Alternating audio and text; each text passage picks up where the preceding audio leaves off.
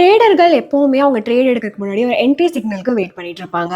Break out pull back அப்படிங்கிறது 2 சிக்னல்ஸுங்க. இது entry கொடுக்கறதுக்காக இதை பத்தி தான் இந்த காணொலியில நம்ம டிஸ்கஸ் பண்ண போறோம். பிரேக் அவுட் எப்ப நடக்கும் அப்படின்னா, ஒரு பங்கின் விலை வந்து அதனுடைய ரெசிஸ்டன்ஸ் லெவலுக்கு மேல போச்சு, இல்ல பிலோ சப்போர்ட் லெவல் போச்சு, இதை வந்து ரெஸ்பெக்ட் பண்ணுதோ அது சரிங்களா. பிரேக் அவுட் ட்ரேடர்ஸ் வந்து இமீடியட்டா பிரைஸ் வந்து பிரேக் ஆனோடனே என்ட்ரி ஆயிருவாங்க. ஸோ தட் அந்த என்டையர் மூவ் இருக்குல்ல, அதை ஃபுல்லாத்தையும் அவங்க வந்து எடுத்துக்கலாம். அதோட பெனிஃபிட்ஸ் பிலீஃப் என்ன அப்படின்னு பாத்தீங்கன்னா, ஸ்டாக் வந்து மொமெண்டம் கெயின் ஆயிருக்கு அண்ட் அதே டைரக்ஷன்ல தான் கண்டினியூ ஆகும் அப்படிங்கிற பிலீஃபோட. பட் பிரேக் அவுட்ஸ் வந்து சில டைம் ரிஸ்கியா இருக்கலாம், சில டைம் ஃபேக்கா இருக்கலாம், பிரைஸ் குயிக்கா ரிவர்ஸ் ஆயிடலாம், அதனால லாஸ் வரக்கு வாய்ப்புகள் இருக்கு. இது எப்ப நடக்கும் அப்படின்னா, பையிங் இல்லைன்னா செல்லிங் பிரஷர் அந்த மூவை சஸ்டெயின் பண்றதுக்கு இல்லைன்னா கண்டிப்பா நடக்கும். புல் பேக்ஸ் அப்படிங்கிறது என்னன்னு பாத்தீங்கன்னா, டெம்பரரியா பிரைஸ் ரிவர்சல் ஆகும் ஒரு பிரேக் அவுட் நடந்ததுக்கு அப்புறமா. பிரைஸ் ஆஃபன் பண்ணிட்டு ப்ரீவியஸ் ரெசிஸ்டன்ஸ் இல்லைன்னா ப்ரீவியஸ் சப்போர்ட் லெவல் என்னவோ அதுக்கு வந்து வந்துரும். அதுக்கப்புறமா தான் அந்த பிரேக் அவுட் டைரக்ஷன்ல வந்து அது கண்டினியூ பண்ணும். இது ஏன் நடக்குது அப்படின்னு பாத்தீங்கன்னா, சில ட்ரேடர்ஸ் வந்து ப்ராஃபிட்ஸ் எடுத்துருவாங்க, அதனால டெம்பரரியா ஒரு செல்லிங் பிரஷர் கிரியேட் ஆகும். புல் பேக் ட்ரேடர்ஸ் வந்து இந்த டிப்புக்காக வெயிட் பண்ணிட்டு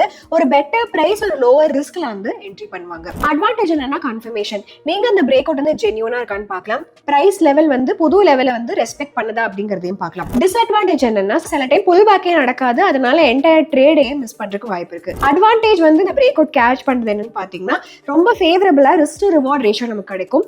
ப்ராபபிலிட்டி ஆஃப் வின்னிங் வந்து கொஞ்சம் லோவா இருந்தாலும் ரிட்டர்ன்ஸ் இந்த மாதிரி ட்ரேட்ஸ்ல நம்ம எடுத்தோம் அப்படின்னா ரொம்பவே ஃபினாமினலா இருக்கும்னு சொல்லலாம். 2 ஸ்ட்ராட்டஜிஸ்க்குமே வந்து நம்ம பிராக்டிஸ் பண்ணணும், ரொம்ப பொறுமையா இருக்கணும் அண்ட் மார்க்கெட்டோட பிஹேவியர் என்ன அப்படிங்கறத வந்து நம்ம நல்லா புரிஞ்சுக்கணும். அப்பதான் சக்சஸ்ஃபுல்லா எக்ஸிக்யூட் பண்ண முடியும். இந்த மாதிரி ட்ரேடிங் இன்ஃபர்மேஷன் நிறைய தெரிஞ்சுக்க மறக்காம க்ரோ தமிழை ஃபாலோ பண்ணிருங்க.